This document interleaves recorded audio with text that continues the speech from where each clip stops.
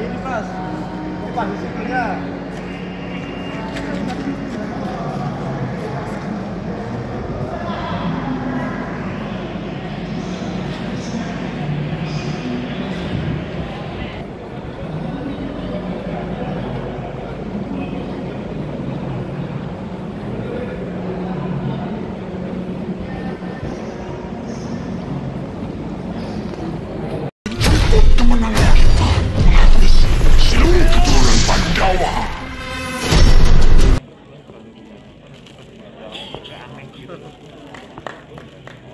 Produser dan juga sutradara serta pemain dari film Satria Dewa Gatotkaca. Yang pertama kita undang Bapak Ricky Wijaya selaku CEO dari PT Satria Dewa Studio.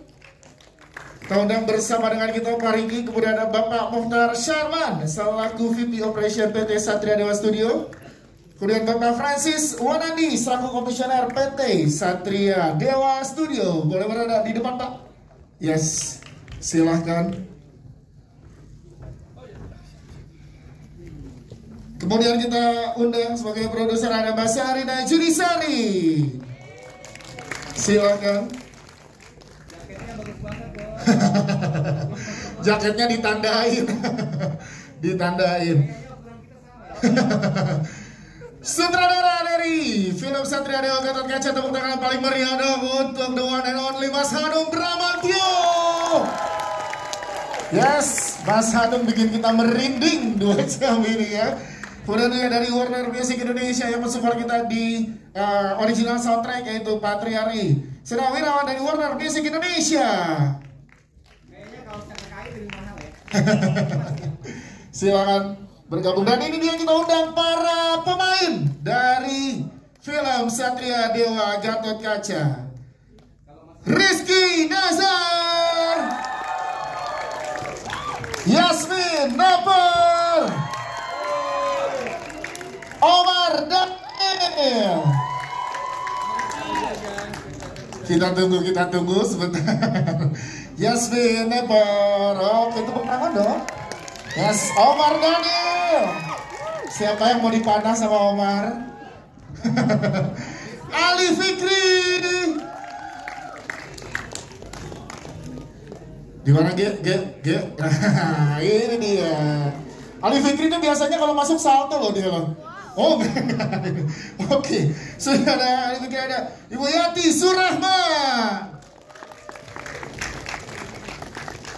Tepuk tangan juga untuk Edward Akbar.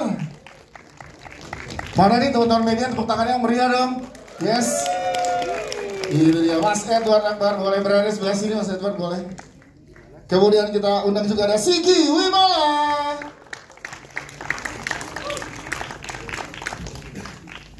Silahkan boleh di sebelah sini. Kemudian ada Kang Cecep Arif Rahman.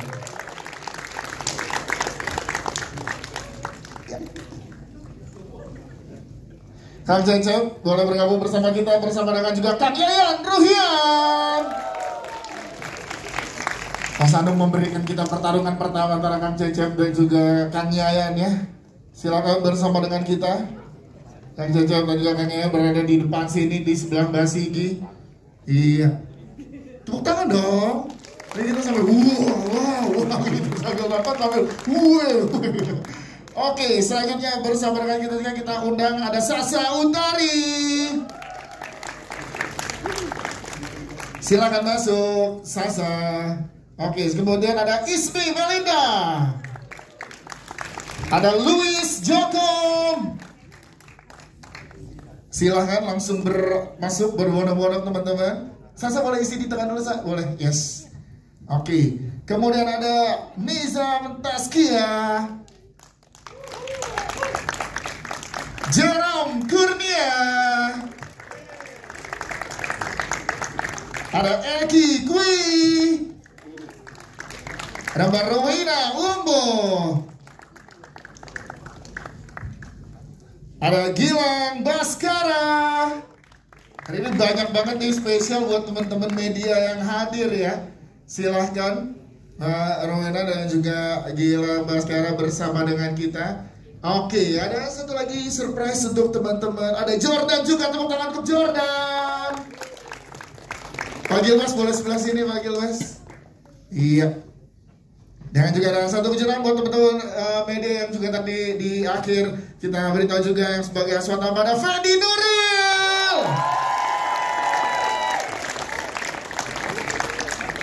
Silahkan. Oke. Kalau Fadi di sini, Mas Fadi boleh di sebelah sini. Oke, iya ada di sebelah sini. Boleh.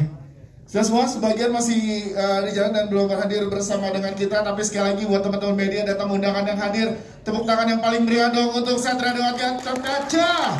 Wow, ini dia jajaran produser, sutradara dan juga para pemain. Mungkin langsung aja kita ngobrol dan nanti kita akan ke pertanyaan dari teman-teman media. Mas Hanung Brawantio. Mas Hanung, gimana rasanya sudah ditonton akhirnya bersama dengan teman-teman media dan tamu undangan di siang hari ini, Mas Hanung? Silakan. Silakan duluan, Mas Hanung. Aduh, nggak bisa ngapa-ngapain saya. Ya, ini senang aja. Alhamdulillah akhirnya bisa tayang dan ini perjuangan yang berat, perjuangan kita semuanya. Bukan dong yang paling meriah. Perjuangan memenuhi ekspektasi penonton masyarakat Indonesia yang sanksi ya, tentunya ini belum terbukti apa-apa ya karena masih nanti, tapi dengan adanya pre-sale yang alhamdulillah beberapa kota sudah sold out gitu kan, bikin hati ini kayak makin deg-degan sebetulnya. Apakah film ini works apa enggak gitu. Tapi sebetulnya yang perlu teman-teman ketahui bahwa ini film dibuat betul-betul dalam situasi yang sangat sulit. Pandemi lagi akut sekali. Sayangnya tayangnya pada saat kita semua ternyata udah lupa bahwa ternyata 2 tahun kemana ada pandemi. Semua seolah-olah udah keluar aja dari rumah gitu kan.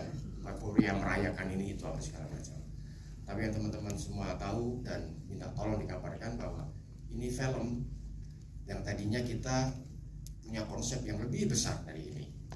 Kita syuting di 4 kota, ada syuting di Gunung Bromo sebagai kota tua Astinapura, terus ada syuting di Semarang sebagai bagian dari kota Astina, terus ada syuting di Goa, aduh apa itu. Jadi benar-benar kita menemukan Goa, kan namanya juga Patala kan. Patala itu kalau di dalam terminologi Hindu itu adalah dunia di bawah tanah gitu. Nah, kita menemukan Goa itu di daerah Jogja, jadi ada di kota Jogja juga. Dan tentunya ada di kota Jakarta untuk studio, green screen, blue screen, apa segala macam. Tapi kemudian pemerintah menyatakan secara resmi harus lockdown dan kita semua terpisah. Saya ada di Jogja, semua pemain-pemain ada di Jakarta. Nyaris saya tidak pernah nyentuh pemain-pemain saya nggak pernah berinteraksi secara langsung, hanya lewat online, lewat apa yang namanya Zoom pada saat itu. Ada Zoom lah, ada banyak sekali online itu, yang mana kan itu baru pertama kali saya gitu kan. Apa ya, jangankan Zoom call, video call sama istri saya aja nggak pernah saya gitu kan. Jadi saya harus bertatap muka dengan pemain-pemain saya gitu kan, dan belum lagi urusan network yang delay gitu kan. Jadi itu yang harus saya hadapi gitu kan. Jadi biasa kalau soal kompromi, udahlah, saya mungkin salah satu sutradara Indonesia yang gampang berkompromi dengan produser, ya nggak sih? Ya kan. Tapi ini komprominya nggak sama produser gitu loh. Produsernya tuh sangat baik semuanya, ngasih tempat buat saya. Silahkan kalau lo mau ngapa-ngapain silahkan Hanung gitu kan. Duit alhamdulillah nggak kurang-kurang ya kan Pak ya. Bukan soal itu ternyata, tapi komprominya sama penyakit gitu, sama sesuatu hal yang nggak kelihatan gitu. Tahu-tahu nggak boleh lokasi syuting ini, yang udah kita pilih ini nggak boleh gitu kan. Saya udah ketemu dengan Pak Ganjar Pranowo gitu kan. Pak Ganjar udah silahkan kalau mau syuting Gatot-Kaca di Semarang silahkan. Ya kan, mau gunain dalang-dalang di Semarang silahkan, udah bisa begitu. Tapi akhirnya Semarang zona merah dan nggak bisa dipakai buat syuting. Akhirnya kita kumpul semuanya nggak cuma di satu kota, kita kumpul di desa. Desa Gamplong Sleman.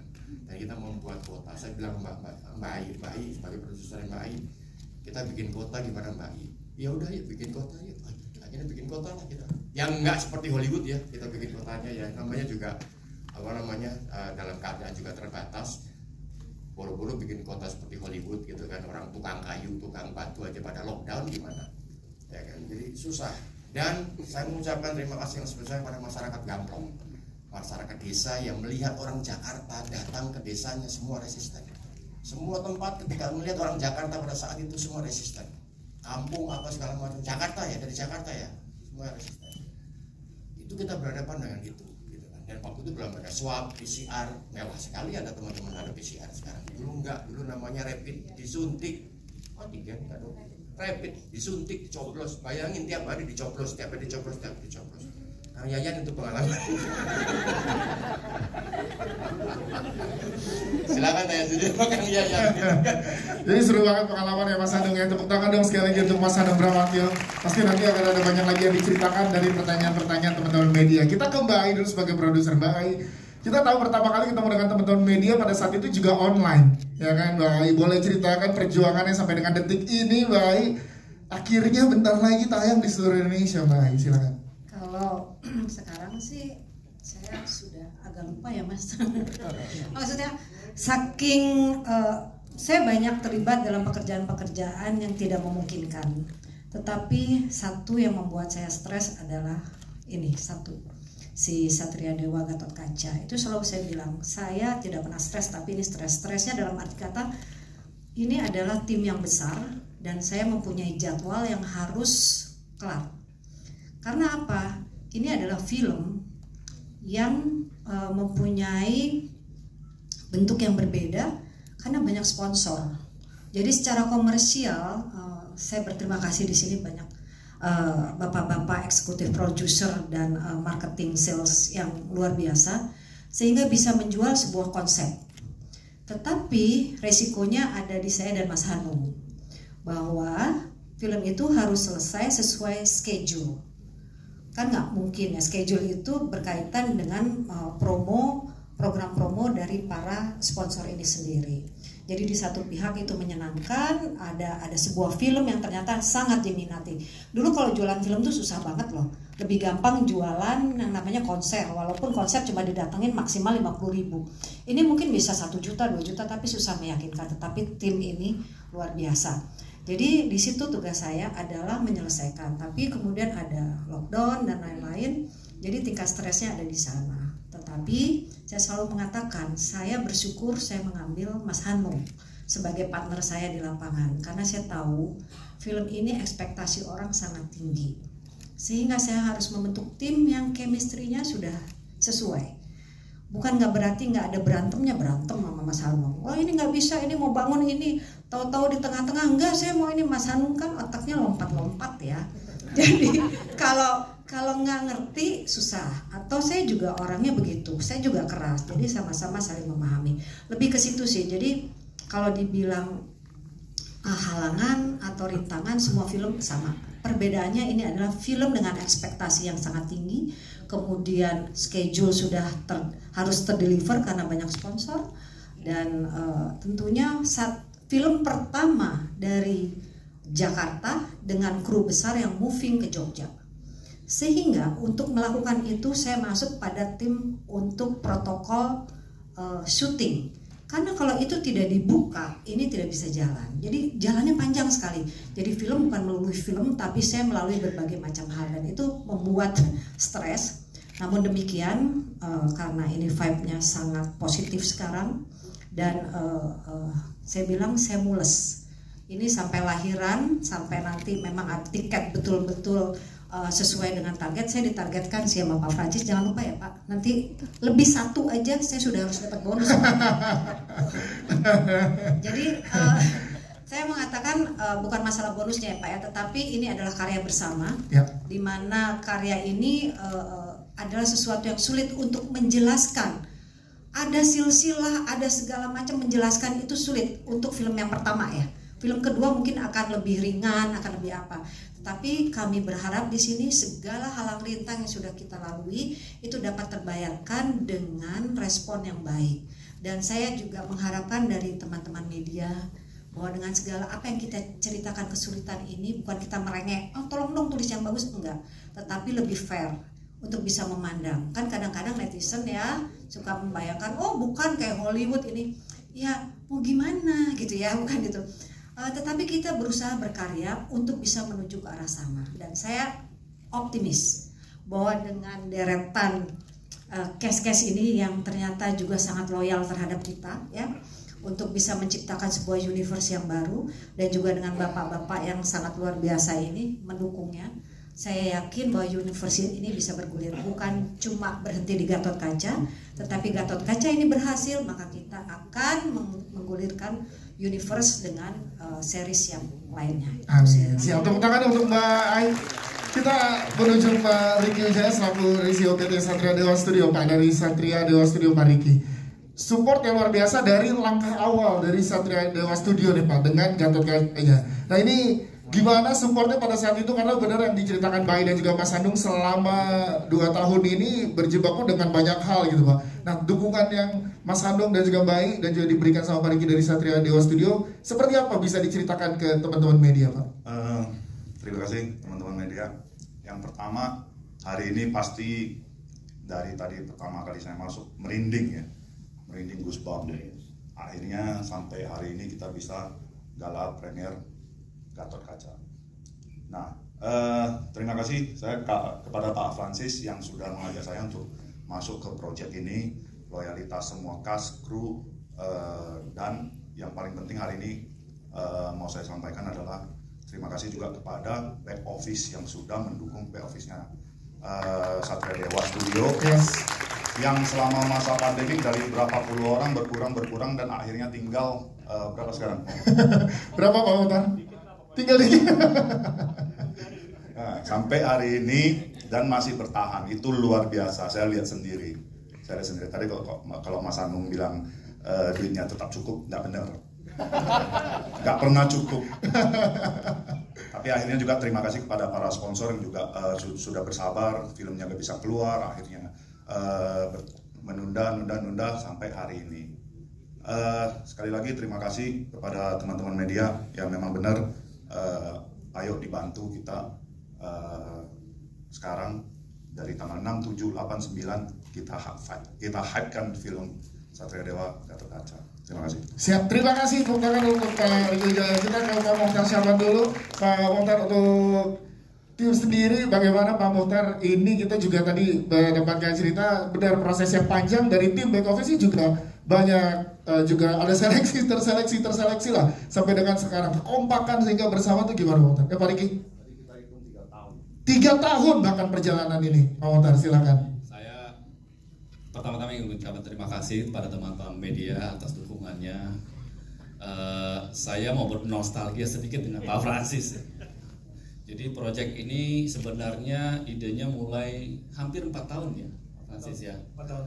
Di akhir 2018. Ini proyek yang kalau menurut saya ini quite challenging. Karena pertama kita bukan hanya membuat film, tapi kita ingin membuat suatu IP ya, atas kerinduan kita terhadap superhero lokal. Yang lebih challenging lagi, kita belum pernah buat film. Iya. Nekat. Ya, agak nekat. Dan jadi balik lagi, kita mempunyai visi, kita ingin membuat suatu IP yang dimana ada ekosistem yang bisa saling bersinergi dan long term. Tadi Mbak Ai bilang ada universe-nya. Itu challenging-nya. Belum lagi kita mendapatkan banyak rintangan. Yang terbesar yaitu pas waktu pandemi. Tapi kita sangat bersyukur kita punya seorang Hanung Bramantyo dengan Mbak Ai dan Mas Ismet sebagai produsernya yang selalu mengawal film ini.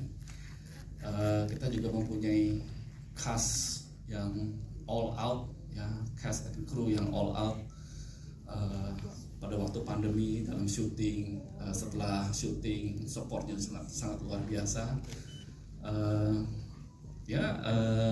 Saya personally ingin berterima kasih kepada partner inkrah saya Pak Francis dan Pak Ricky yang always believe in this project, yang terus mempush us sebagai back office. Ya, kita punya kru yang ini mungkin udah 2 minggu belum tidur benar.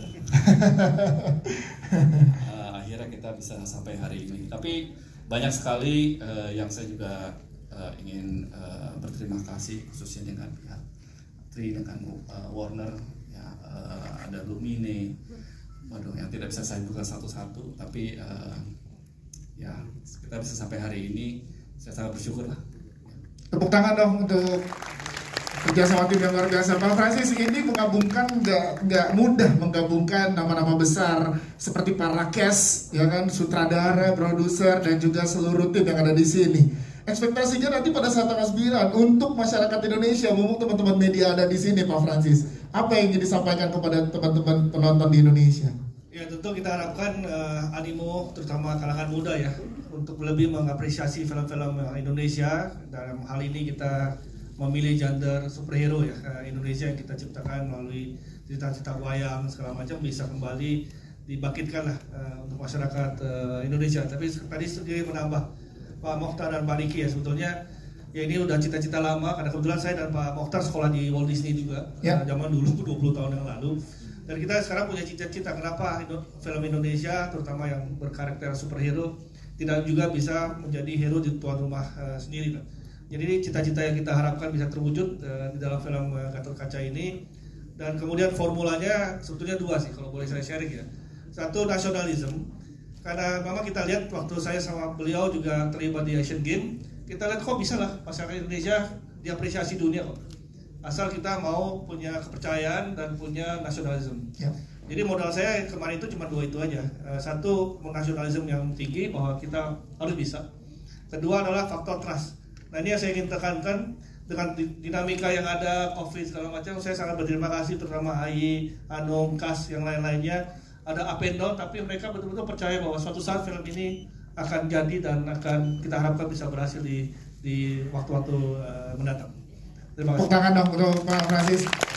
Sebelum ke Pak Rakyas, kita juga tadi sempat di-mention sama Pak Mokhtar juga, ya kan, dengan adanya theme song atau original soundtrack yang luar biasa tadi menambah magis dari film ini, itu dari Kotak dengan Hanta Patriari dari Warner. Boleh ceritakan sedikit Pak tentang keterlibatan Kotak di sini, silahkan. Ya, terima kasih. Dari setiap film yang keren selalu ada sutradara yang keren dan selalu ada cast yang keren. Dari semua itu juga kita dengan bangga juga mensupport dengan musik yang keren juga. Nah, untuk itu Warner Music Indonesia mempersembahkan lagu Hantam yang dibawakan oleh Kotak, Tantri, Cella dan Chua kerjasama dengan Mas Hanung menciptakan satu lagu yang berjudul Hantam. Tadi kalau nggak salah teman-teman udah lihat video klipnya ya. Itu adalah yang pertama kali keluar. Jadi teman-teman semua yang pertama kali melihat. Tepuk tangan dong. Belum ada di YouTube, belum ada di mana-mana. Baru di sini ya, Mas. So, dan sama seperti mungkin tadi pesanan teman-teman yang lain, bahwa kita juga sudah mempromosikan lagu Hantam itu sendiri yang membawa film Gatotkaca itu sendiri dan sudah keluar dari sejak sebulan yang lalu di Spotify dan lumayan masuk chart juga di Indonesia. So, we're very proud of it gitu ya, dan thank you buat Mas Hanung, Bay dan semua teman-teman juga dan cast. Sekali lagi semoga semuanya berjalan lancar dan sukses. Amin, terima kasih. Kita ke Pak Rakyas pertama, mungkin langsung ke mana fans Rizky Nazar tadi pada hadir juga di sini. Jaket udah sama nih sama saya nih, saya bisa jadi Gatotkaca juga.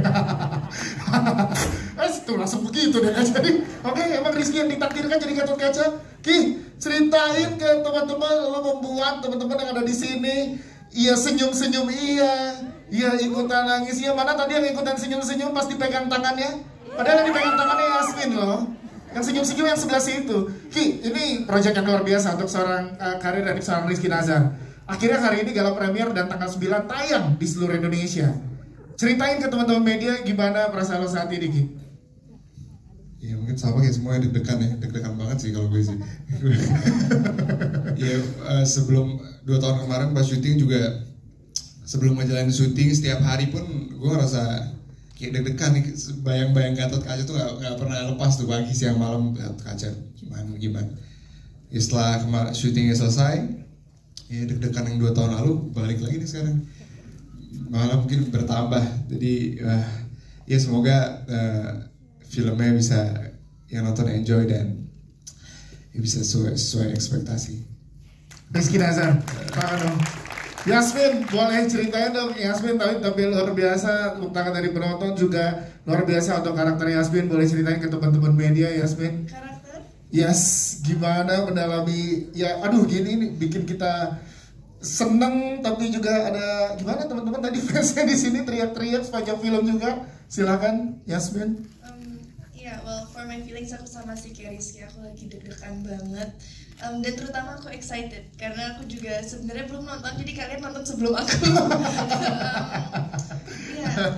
Proses aku untuk mendalami karakter Agni itu agak sulit sih kita karena kena pandemi. Dan sebelum itu kita sempat reading berjauhan seperti yang Mas Hanung bilang, kita lewat Zoom. Baru pada akhirnya kita bisa bareng-bareng di Jakarta reading. Terus untuk persiapan fighting juga kita ada waktu sebulan untuk workshop bareng-bareng. Ya itu sih, setelah itu kita langsung syuting, kita meluncur ke Jogja. Ini gimana teman-teman media, rasa deg-degannya masih nyampe ke kita ya, dari Rizky dan juga Marrakesh. Tepuk tangan sekali lagi dong untuk Marrakesh. Nanti kita akan ngobrol dengan seluruh cast yang ada di sini, tapi kita berikan kesempatan dulu untuk teman-teman media yang hadir hari ini untuk bertanya kepada seluruh tim yang sudah ada di sini. Silakan yang ingin bertanya. Oke, banyak ya. Siap. Basri ada di atas dulu ya. Silakan atas dulu, nggak apa-apa. Yang paling dekat sama Basri dulu, nanti boleh ke teman-teman yang ada di bawah. Silakan, baik. Saya jawab ini aja ya, secara garis besarnya. Saya terlibat dari awal pada saat terus terang Pak Amok ya minta tolong. Saat itu saya sedang berlibur, tiap hari curhat masalah Gatot Kaca itu sampai liburan saya berantakan istilahnya. tapi sesuatu yang menyenangkan lah pada akhirnya. Nah ini dari situ kita tuh sebetulnya punya tim kreatif. Tim kreatif ada tim penulisan, ada Temata Studio, di situ ada Rahabi Mandra dan teman-teman.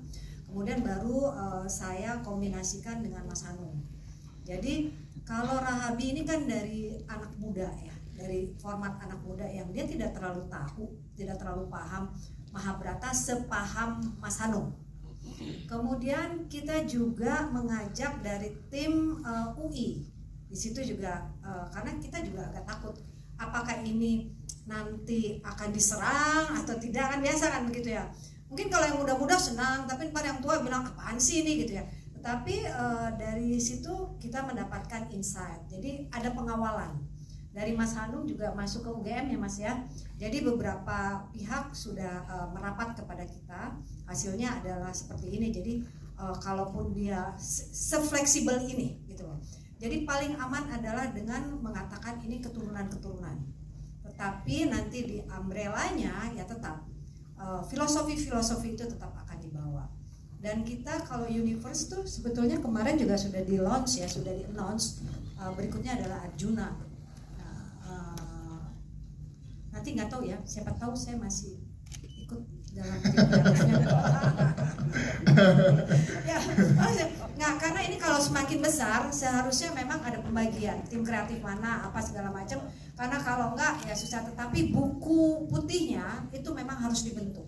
Buku putih ini memang sedang dibentuk untuk bisa menyamakan, jangan jadi orang jadi bingung juga gitu nanti kesana kesini, karena orang yang loyal, fans yang loyal dia akan tahu bergerak apa sedikit aja salah dia udah tahu gitu loh ya, istilahnya begitu. Yang lain Mas Hanung bisa jawab. Silakan Mas Hanung. Rahabi tadi sudah disebutkan, Rahabi dan tim Temata Studio itu ada nanti. Oh nanti malam. Kurang ajar gitu. Katanya nanti ya. Jawabnya dong. Ya saya mau panggil Rahabi ya. Jadi pada saat saya disodorin skenario dan konsep, Rahabi bilang Pandawa dan Kurawa yang sekarang ini adalah Gen. Jadi mereka itu Gen. Loh kalau Gen berarti ini bukan kisah wayang, kisah dongeng dong. Ini adalah kisah sejarah. Iya, dia bilang gitu. oh menarik juga gitu kan. Jadi apa yang kita yakini sebagai itu dongeng wayang, ada Arjuna apa segala macam, ternyata ada gitu kan, kita adakan gitu. Nah, berarti maka kemudian nanti ada dialog kan, apa Profesor Arya tadi bilang seperti itu kan, seandainya dunia yang kita yakini seperti ini ditulis oleh orang yang salah, sejarah yang kita yakini sekarang ini kebenarannya ditulis oleh yang salah, apa jadinya gitu. Jadi kita merujuk pada Jawa, ternyata Baratayuda itu benar-benar ada pada saat itu. Nah, kita memulai dari situ gitu. Nah, dari situ baru kemudian di tahun 2022 akhir kiamat ini terjadi, yaitu Kresna itu melempar lagi Daru untuk melibatkan membangkitkan Baratayuda lagi. Jadi akan ada Baratayuda, akan ada end game nantinya. Tungguin nih nanti ya. Iya, Mbak Ai jangan kemana-mana, Mbak Ai jangan ditinggal kata Mas Hanung. Jadi di awal ini baru kelahiran Pandawa dan kelahiran Kurawa gitu kan. Nah, itu dulu yang harus kita pelan-pelan kita establish dulu ke teman-teman semua, ke penonton semua gitu kan. Karena Pandawa dan Kurawa kalau untuk umuran saya gini pada tahu gitu kan. Tapi gimana pada buat anak-anak saya, kemudian anak-anak milenial gitu kan. Apakah mereka tahu Pandawa dan Kurawa? Kadang-kadang kebalik, yang Kurawa itu yang baik, yang Pandawa itu yang jelek gitu kan. Nah, itu sih sebetulnya. Jadi pertama adalah Baratayuda itu adalah ada gitu kan, bukan dongeng, itu adalah. Kemudian yang kedua adalah Pandawa dan Kurawa, tidak semuanya Pandawa itu baik, tidak semua Kurawa itu jelek. Nah, ini yang mau kita establish juga kepada teman-teman semuanya, kepada penonton semuanya. Jadi kita pakai konsep yin yang, di dalam putih ada hitam, di dalam hitam ada putih. Itulah Mahabharata sebetulnya. Karena saya lebih menyukai Mahabharata. Kita banyak sekali epos-epos seperti Mahabharata, Ramayana, terus ada dongeng Timun Mas apa segala macam, banyak. Kita punya khasanah, Nusantara itu punya khasanah dongeng yang banyak sekali. Ibarat kita masuk dalam sebuah taman buah, kita tinggal petik buah dan segala macam. Jadi kita nggak kayak orang Amerika gitu kan, yang harus mikir ya kan, nyari cerita. Kita tuh sudah banyak cerita, dari mulai cerita cerita religius sampai cerita horor, cerita kafir sampai cerita yang akhirat tuh banyak banget di sini gitu loh. Iya. Ya, tinggal ambil yang mana. Ambil gitu loh. Jadi, makanya kalau tadi bilang bagaimana kita semuanya yang ada di sini itu udah ada batasannya gitu kan. Batasannya adalah kitab Mahabharata. Ya, itu adalah suatu keuntungan buat kita karena kita ada babonnya gitu, ada Bible-nya gitu kan. Persoalannya adalah Bible ini ya kan tidak keren sekarang. Di mata anak-anak muda itu tidak keren gitu. Coba ya kan, Cakra Sudarsana, kayak nama rektor kan. Padahal itu ajiman gitu. Ini aja lah Ajian Brajang Musti. Ada orangnya Brajang Musti gitu kan. Saya tuh sama teman-teman kita kan, serius lo pakai Brajang Musti? Ya memang namanya itu mau gimana? Jadi kita yang harus melakukan itu reimaging lagi ya kan. Cakra Sudarsana, Konta Wijaya Danu apa segala macam. Narayanastra itu sebetulnya istilah dari India. Kan itu kan wayang itu ada dua, India dan Nusantara. Nah, India kita mau pakai apa? Tadi kan pertanyaannya mau pakai yang India atau mau pakai yang Jawa? Ya kita mix, kita cari. Narayanastra itu adalah kita dari ini kita ambil. Kalau Jawanya itu Cundamanik, nggak keren banget kan?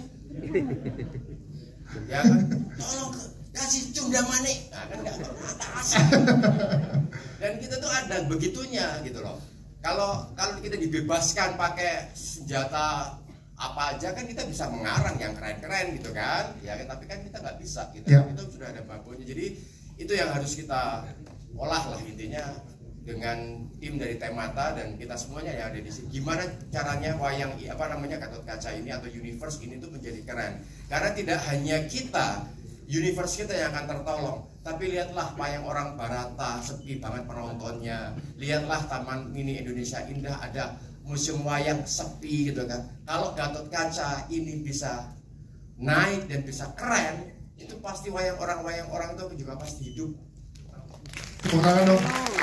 Jadi saya berharap sekali doa dari semua para pelaku-pelaku wayang yang ada di Solo, Jogja, Surabaya, semua ya.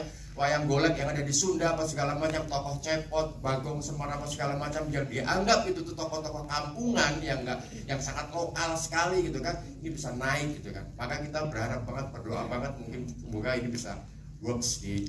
Amin. Tidak hanya berdoa, kita juga berarti butuh teman-teman media yang ada di sini nih untuk para pembacanya, penontonnya dan pendengarnya di seluruh Indonesia supaya tanggal 9 ramaikan bioskop Indonesia untuk nonton Satria Dewa Gatot Kaca. Penyesuaiannya tadi endingnya mestinya ini berdua ciuman.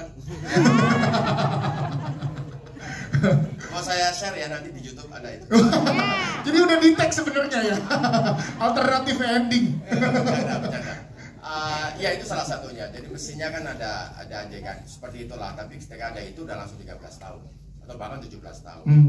Terus kemudian yang kedua nggak boleh ada darah. Itu yang berat ya kan buat kita itu kan. Maksudnya dibacok nggak keluar darah. Tapi ya udah. Terus kemudian saya nonton Dark Knight, Batman, ya kan nggak ada darah sama sekali, ya kan. Sekalipun sangat heavy atau segala macam gitu kan fightingnya, tapi tetap tidak sembarangan darah. Akhirnya kemudian kita cabutin semua darah. Padahal terus yang panah itu tadi telinga, mestinya ada darah dong, kan nggak logis kalau nggak ada darah. Tapi ya udah kita ada darah, langsung 13 tahun. Oke. Itu jadi penyesuaiannya seperti itu. Nah penyesuaian yang kedua adalah adegan 20 detik ya, 20 menit Kang Yayan sama Kang Cecep diminta untuk di trimming. Jangan sampai ada pacok-pacok atau please lah kayak gitu. Please lah, ini tuh buat bapak-bapak dan orang tua yang nonton, maksud nemenin anaknya, nggak ada entertainment buat mereka. Udah tahu udah nggak ada darah segala macam. Akhirnya ya udah oke, semua umur akhirnya. Alhamdulillah semua umur. Yeay, jadi bisa ditonton bareng sama keluarga. Kang Yayan udah berantem sama Kang Cecep nggak dikasih panjang gitu. Cuma saya share juga ya. Silakan, baik. Sebetulnya membujuk Mas Hanung susah juga sih. Mas Hanung itu nggak boleh, itu potong itu tetap aja diskusi. Kan Mas Hanung tuh susah. Kalau kita membujuk dia membujuk kita balik. Gitu. Tapi akhirnya boleh bisa dinegosiasi dan hasilnya memang baik ya untuk semua umur karena itu yang memang kita tuju. Yes, dengan tujuan-tujuan tadi yang dijelaskan para produser dan juga Mas Hanung biar generasi-generasi anak-anak kita dan lain-lain ini bisa tahu dan juga bisa mendapatkan tentang terhibur dengan Satria Dewa Gatot Kaca. Selanjutnya silakan. Ya, sebelah sini dulu mana? Rizky. Oh ya Rizky belum bener. Iya bentar Kak Ais ya maaf ya Rizky Nazar silakan. Iya, latihannya lumayan cukup panjang ya, 2 bulan lebih latihan. Kita ya sehari bisa 5 jam, 6 jam, jadi cukup lama banget sih. Terus juga waktu lagi pandemi lagi, jadi ya harus pakai masker tuh latihan, jadi ya pengap banget sih dan capek banget, tapi ya senang banget alhamdulillah kalau ternyata hasilnya bisa menghibur kalian. Dan makasih juga ke Kang Cecep dan Kang Yayan yang udah sabar juga ngajarin kami, ngedidik kami pada saat latihan. Jadi ya proses latihannya cukup panjang dan ya berat sih gitu. Siap, terima kasih Rizky Nazar. Cecep boleh dijelaskan, langsung dipraktekin sama Ais katanya. Jangan dong. Oh iya, mau silakan. Alhamdulillah akhirnya Gatot Kaca segera mengudarai. Seperti Mas Hanung tadi sampaikan bahwa proses untuk syuting Gatot Kaca ini adalah makan waktu yang sangat panjang. Jadi saya dan Kang Cecep kami tidak bisa ini berantemnya harus seperti ini, kami bersilat harus pakai silat. Enggak. Tapi harus bagaimana tetap Mas Hanung. Kita enggak riset loh, tapi Mas Hanung riset dulu. Jadi kami sebagai pemain, please ikut aja ke Mas Hanung, ikut aja ke dalam. Bagaimana jadinya? Anda yang sudah menonton, saya malah belum. Mudah-mudahan kalau Anda terpuaskan, masa kami nggak puas gitu kan. Tapi buat Anda yang belum puas harus nonton lagi. Yang puas tolong sampaikan pada yang lain. Yes. Kang Cecep mungkin menambahkan dari statementnya Kang Yayan, silakan Kang Cecep. Bismillahirrahmanirrahim. Assalamualaikum warahmatullahi wabarakatuh. Seperti yang disampaikan Kang Yayan, dari sisi cerita itu dalam judulnya Gatot Kaca, saya sudah senang sekali dapat pekerjaan ini karena hampir di semua tingkatan umur kalau baca Gatot Kaca atau dengar Gatot Kaca pasti sudah ada bayangan yang perlu kita sampaikan. Nah, jadi hal itu yang membuat kita juga bisa dianggap tantangan yang berat untuk bisa menyampaikan apa yang ditugaskan. Tapi intinya kita juga senang karena dengan dikasih pekerjaan sesuatu yang kita senang, kita memang bisa melakukannya dengan maksimal juga. Semoga yang sudah nonton, karena seperti kata Kang Ian, kita malah belum nonton, bisa terpuaskan dengan apa yang kita tampilkan.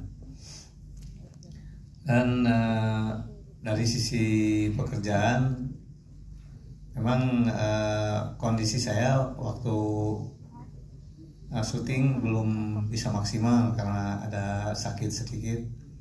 Tapi karena kecintaannya dengan judul yang disampaikan, semangat kita memang besar sekali untuk bisa menyampaikan apa yang terbaik.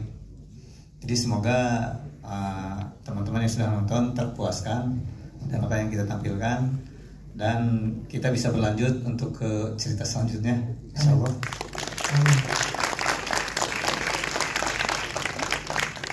Itu yang bisa saya sampaikan. Siap, terima kasih. Alhamdulillah, wassalamualaikum warahmatullahi wabarakatuh. Waalaikumsalam warahmatullahi wabarakatuh. Kang Cecep dan Kang Ian yang luar biasa tadi, kita sangat-sangat terhibur. Kemudian boleh Mas Fedi ya, Ais nama pendeknya, soalnya Mas Fedi nama panjangnya Aisyah beneran. Silakan. Gimana, boleh ceritain? Karena selama ini kan belum dikasih tahu sama Mas Hanung, sama Mbak Ai dan juga tim Satria Dewa gitu kalau ada Mas Fedi Nuril di sini, dan kemudian muncul di filmnya dan diberikan kepada teman-teman media nih hari ini. Silakan. Assalamualaikum warahmatullahi wabarakatuh. Selamat sore Mas Ais. Disapa balik dong. Ih, lu mah disapa juga. Buka maskermu. Jika itu maumu Fahri, gitu lanjut.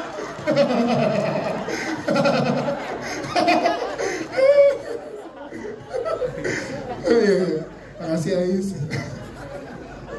Ya, jadi gini Mas, waktu Mas Hanung nawarin saya untuk ikut main di Satria Dewa Gatot Kaca, saya kaget, terus langsung mikir, emangnya tokoh-tokoh di Mahabharata ada yang poligami? Poligami sama siapa lagi nih? Mas Fedi bisa aja ya? Lumayan lah ya. Iya. Nunduk terus nggak berani lihat mata. Iya. Catat berita langsung naik. Berita langsung naik. Kita tidak keringetan loh sekarang, deras. Ini dingin juga. Nah, kaget dan penasaran karena beberapa pemain yang udah lock di Gatot Kaca tuh udah kedengeran juga. Ternyata ditawarin untuk jadi Aswatama, dan itu tambah kaget lagi kenapa Mas Hanung bisa kepikiran untuk menawarkan peran Aswatama gitu. Seperti Mas Hanung jelasin tadi, konsepnya ini kan yin yang, putih ada hitam ada putih, dan ingin membuat sosok yang bikin orang bingung, ini baik apa jahat sih gitu. Nah, karena memang Mas Hanung pun tahu kalau karakter aku tuh memang lebih ke yang baik gitu kan. Nah, itu yang membuat saya tertarik banget.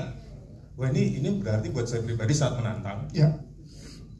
Karena juga aktor itu kan perlu untuk mencoba berbagai macam karakter untuk melatih dirinya juga, dan untuk memberikan variasi ke penonton juga gitu. Dan ya, saya semangat banget dan berharap banget memang bisa sukses dan bisa menjadi universe yang besar, karena saya sendiri juga penasaran Aswatama ini akan dibawa kemana. Siap, tepuk tangan dong untuk Mas Fedi Nuril. Mungkin dari Mas Hanung boleh menambahkan dari sisi Mas Hanung gimana? Akhirnya peran atau karakter Aswatama diperankan oleh seorang Fedi Nuril. Silakan Mas Hanung.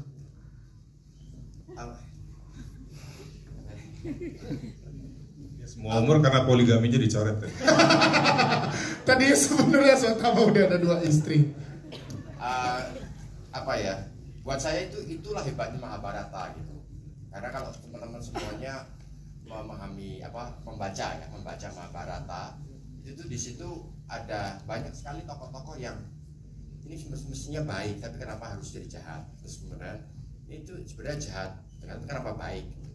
Jadi itu yang akhirnya kemudian mungkin itu bisa dijadikan sebuah gambaran yang jelas, seperti kita melihat acara-acara di TV ya kan, terus di dunia politik gitu kan, orangnya kayaknya baik gitu kan, tapi kok kenapa gitu ya gitu. Gitulah pokoknya, saya juga nggak mau nyebut nama gitu kan, tapi ya begitulah, teman-teman tahu lah semuanya gitu kan. Nah itu yang mendasari pilihan saya pada Fedi gitu kan. Jadi saya kepingin nanti, kan biasanya kan Kurawa kalau di toko wayang itu kan mukanya kan selalu monster gitu kan, mukanya jelek gitu kan. Terus kemudian kalau yang di Pandawa itu ganteng-ganteng aja, kecuali Bima ya. Kalau Bima memang dia setengah monster, jadi memang dia terlihat besar gitu kan. Tapi meskipun begitu tetap juga ada gantengnya gitu kan. Nah di sini akan saya balik gitu. Jadi mungkin pemain-pemain religi akan jadi Kurawa nanti. Pemain-pemain religi maksudnya ya, kayak Fedi, gitu, Vino, gitu kan, teman-teman itu mungkin akan jadi Kurawa. Gitu. Dibolehkan. Kalau dibolehkan. Ya, artinya maksudnya ini bercanda tapi bercanda. Enggak, maksud saya adalah antara hitam dan putih, antara baik dan buruk kan teman-teman semuanya kita dilihat dengan gamblang kok sekarang kok.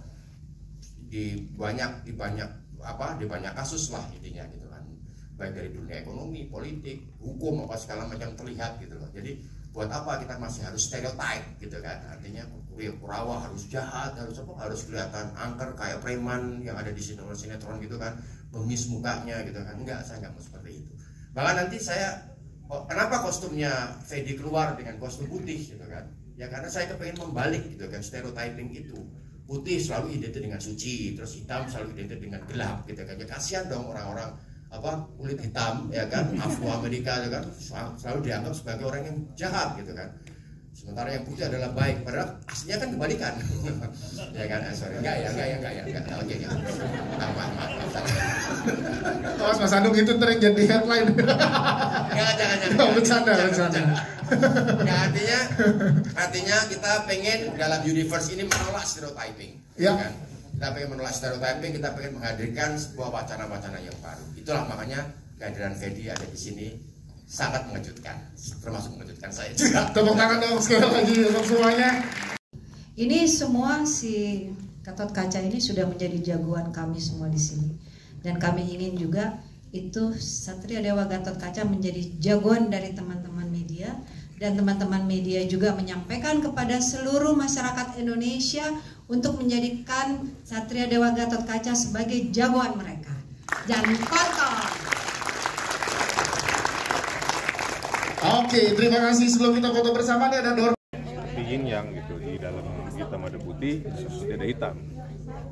Jadi ini membuat penonton akan mikir sebenarnya yang jahat mana sih, karena akan dibuat Pandawa itu nggak baik-baik banget dan Kurawa itu tidak jahat juga.